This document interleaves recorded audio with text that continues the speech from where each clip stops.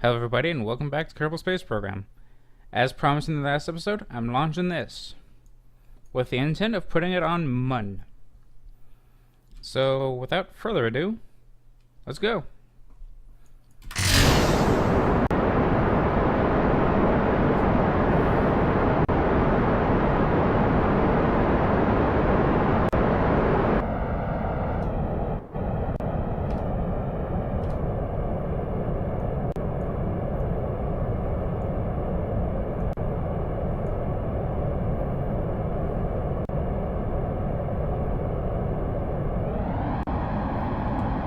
Passing through 10 kilometers, rolling over.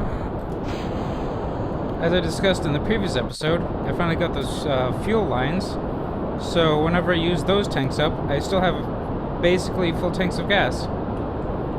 Extremely helpful. I still haven't quite worked out why it's actually more productive than just, burning some out, but it works. I guess I just don't need to know the science behind it.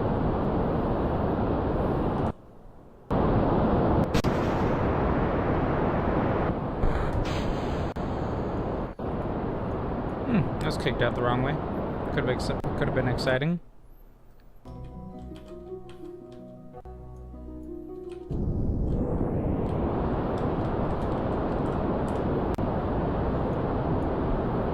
Oh, another new addition to this ship. I've got some lights. As these guys are. I've got some batteries on board, so I have more than 10 times the amount of electrical charge than I did previously. And solar panels, so I keep that charge. With these two things here, and the addition of this antenna, which can transmit fuck all right now. With the addition of these three things, I'm going to be able to do repeatable science in a single landing. It's exceedingly helpful. And let's see, yeah, I got into orbit. It's cool.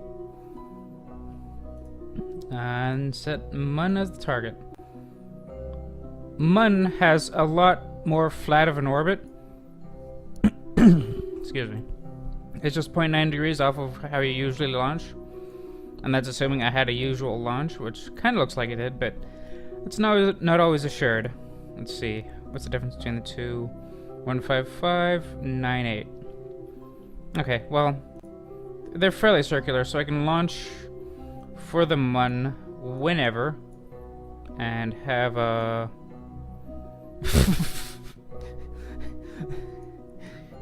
crash into moon, escape orbit. Physics always gets just a little bit weird if you have a crashing trajectory. So let's not crash. Let's have a... What? How does that even make sense?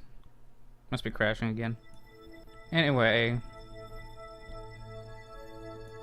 The green circle is going to be your orbit after the interaction.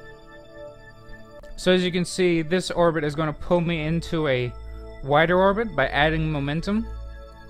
This is going to be helpful getting into the orbit, because it's going to be kind of pulling me into lunar orbit. What you want to do is come in just a little bit under, because that'll, due to the way the physics works out, that'll send you into a standard orbit counterclockwise. It just kind of helps with thinking. It doesn't... Actually, it does matter, because that is the direction that the planet is rotating, so I have to lose less speed. Kind of like how you needed to add less speed when taking off. If you try to come in this side, this I don't think is going to agree with me, so never mind that. If you try to come around the other side, it's going to do strange things. You'll be orbiting the wrong way, and it'll have to try harder to get out of orbit. So, all science aside, sorry, I had a moment right there. All science aside, just need to go find that blue marker, which, again, I've turned the wrong direction. So, yeah, I might be a little bit special. And check this out. I've got that bound to a key binding now. So I just hit the 1 key, and legs come out. So I don't have to go clicking like I did last time. Oh, that's a cute little river.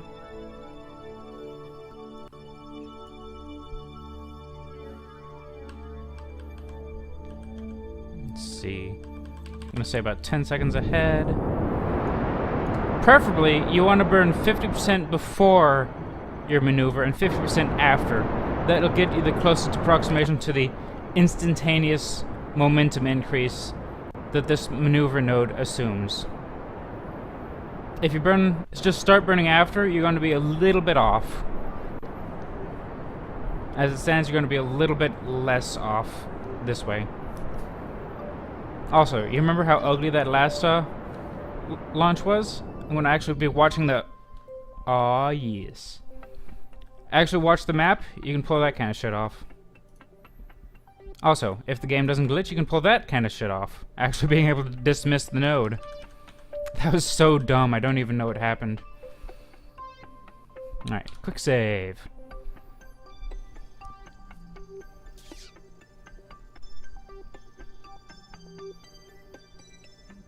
Let's see, looks like I'll be going a little bit underneath it. Oh yeah, that's nice.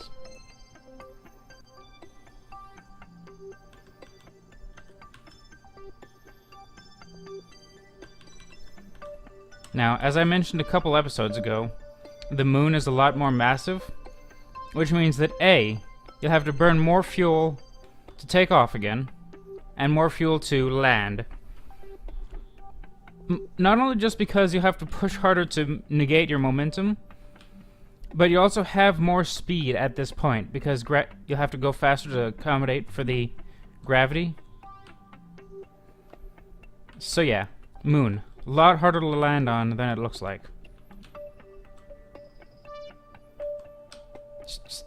Just fucking work. There we go. Oh, now I'm flying around. Okay. And as you can see, I got that nice counterclockwise orbit I was talking about. Spin, spin, spin. And I guess I'll start from apoapsis, just for the sake of argument. How am I looking on fuel? Fucking amazing, that's how I'm looking.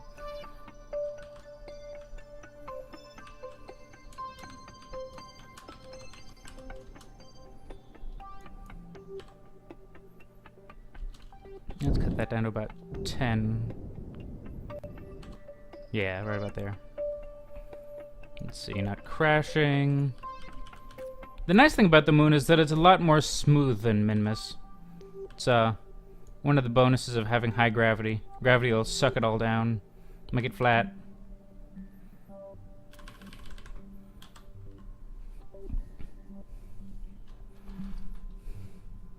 I really should have put that maneuverability note. I forget what they're called these days. They used to be called SAS modules, but that's because they're used to make the SAS feature work. I forgot what they're called nowadays. Back in my day. Alright, so get that kind of low. Again, I'm going to be shooting to land on the sunny side. This is especially important right now because I'm using solar panels, so if I land on the night side, I'm going to be screwed. And those are some high-res craters down there. Peek, peek, peek, peek, peek, peek. Alright, so yeah, spin, spin, spin. Downside of orbiting this close to the surface is you can't use the higher warp speeds, time warp speeds. So, can I have that issue? 21 versus 8. Alright, yeah, I'm pretty circular. Anything nifty I want to land on? I guess I could land on that. That'd be kind of fun. Sure, let's do it.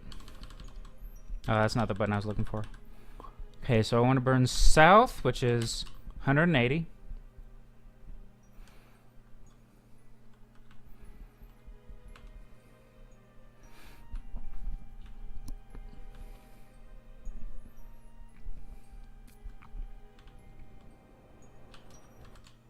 And preferably, at this point, I'd like to be burning a little bit retrograde as well to help me lose altitude. Kind of like that. And now I'll get back to retrograde, which is 270. I said retrograde, which is 270. Reaction wheels, that's what they're called. I want some reaction wheels now.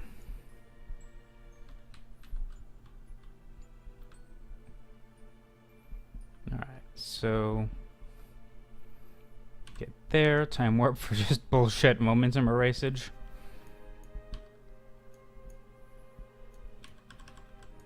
And this is the crater I was looking at, right? Yeah, alright. I'll start my... Oh, this is a lot rougher than it looked like from orbit. Okay. Let's see what am I looking at. Alright, currently I'm flying past it. I can change that. I'll line up that really dark spot. Maybe. Not really sure I'm landing on that really dark spot. I have so much momentum right now. Fortunately, I do also have so much fuel, so... Yeah, screw it. I'm just coming down now. I don't like how much momentum I have. Stop spinning. Hopefully I don't come down in one of those craters, because I could just legitimately fall over if I try to land on one of those. And then I'll have to stage a rescue mission. On my last save file, Jebediah. No matter what. If somebody was going to get stranded, it was Jebediah. He was my first astronaut to land on the moon. And I didn't have enough fuel, so I got stranded. 7 game years later, I rescue him. Coincidentally, the rescue ship got stranded. And, so I needed to rescue Jebediah from the rescue mission. Because, derp. Alright, looking like gold. Let's, get rid of you. Turn on those landing lights. Point up. But yeah, so had that nice, joyful rescue mission to pull off. And then sometime later, I was doing a Moho landing, and I ran out of fuel and just left him in fucking solar orbit.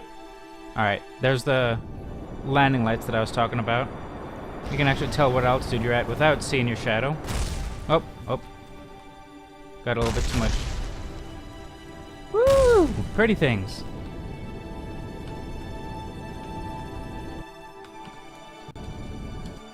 Ugh. Oh no, oh no, oh no. Oh no. So I may have come in a little hot.